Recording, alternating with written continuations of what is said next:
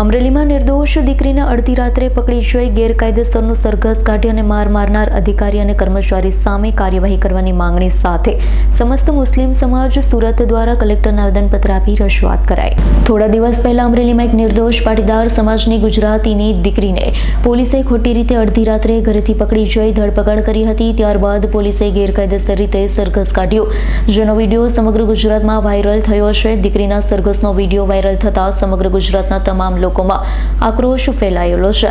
ત્યારબાદ જેલમાંથી છૂટ્યા પછી આ દીકરીએ મીડિયા સમક્ષ અને ગઈકાલે રાત્રે મેજિસ્ટ્રેટ સમક્ષ પોતાની આપવીતી જણાવતા કહ્યું હતું પોલીસે તેને પટ્ટાથી માર માર્યો છે। કોઈપણ સમાજની દીકરીને રાત્રે 12 કલાકે ઘરેથી ઉપાડી જવી, પછી તેને ખોટી રીતે અરેસ્ટેડ બતાવી દીકરીના રિમાઇન્ડ મેળવવા, દીકરીની જાહેરમાં બદનામી થાય તે રીતે સરઘસ કાઢવું, પટ્ટાથી માર મારો, તે તમામ બાબત ખૂબ જ નિંદનીય છે।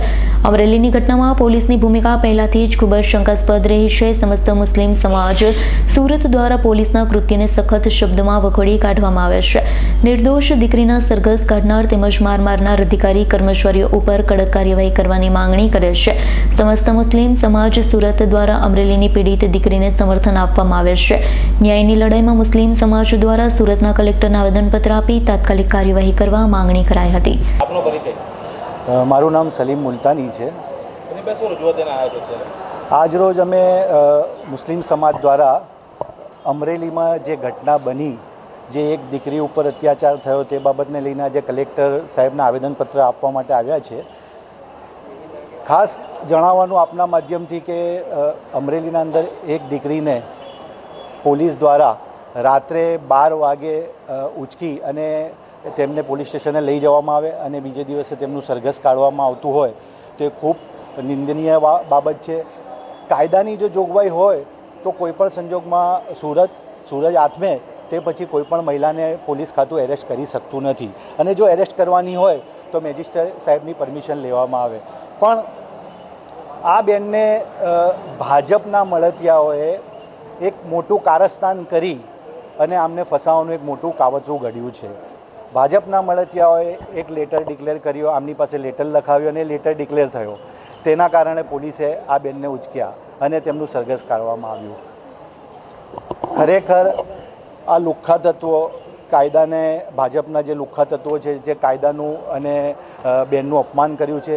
સરેઆમ ગુજરાતની એક દીકરીને અન્યાય થયો છે। પોલીસ ખાતું કાયદો જાણવા છતાં પણ અજાણ થઈ અને જો રાત્રે આવી રીતના દીકરીને ઉચકતા હોય તો સમજવામાં આવે છે કે કાયદાના રક્ષક ખરેખર ભક્ષક બન્યા છે। આજે ભાજપનું તંત્ર ગુજરાતના અંદર સરેઆમ પોતાની મરજીથી કાયદો ચલાવી રહ્યું છે। ગાંધીના ગુજરાતના અંદર આજે એવું લાગી રહ્યું છે કે આ ભાજપનું ગુજરાત છે। ડૉક્ટર બાબા સાહેબ આંબેડકરના બનાવેલા બંધારણના મુજબ કોઈ પણ પ્રકારનું ભાજપ આજે બંધારણ પ્રમાણે ચાલી નથી રહ્યું અને મન ફાવે તેમ દીકરીઓ પર અત્યાચાર થઈ રહ્યા છે, મન ફાવે તેમ બુટલેગરો બેફામ બન્યા છે, મન ફાવે તેમ ડ્રગ્સનો મોટો વેપલો થઈ રહ્યો છે। આજે આ એક શરમજનક ઘટના છે આપણા માટે કે આજ ગુજરાતની એક દીકરી, આજે સમજો કે પટેલ સમાજની દીકરી હોય, કાલે કોઈ પણ સમાજ કે ધર્મની દીકરી હોય, તેને આવી રીતના રાત્રે ઉચકી જઈ અને તેને પટ્ટાથી માર મારવામાં આવતો હોય તો અમારા ગુજરાત માટે આ ખૂબ શરમજનક ઘટના કહેવાય અને આના માટે દરેક મહિલાઓએ અને ગુજરાતના તમામ વ્યક્તિઓએ બહાર નીકળવું પડશે અને આની લડત આપવી પડશે। Bureau report S9 news Surat. અમારી તમામ માહિતીથી અપડેટ રહેવા માટે જોડાયેલા રહો S9 ન્યૂઝ સાથે।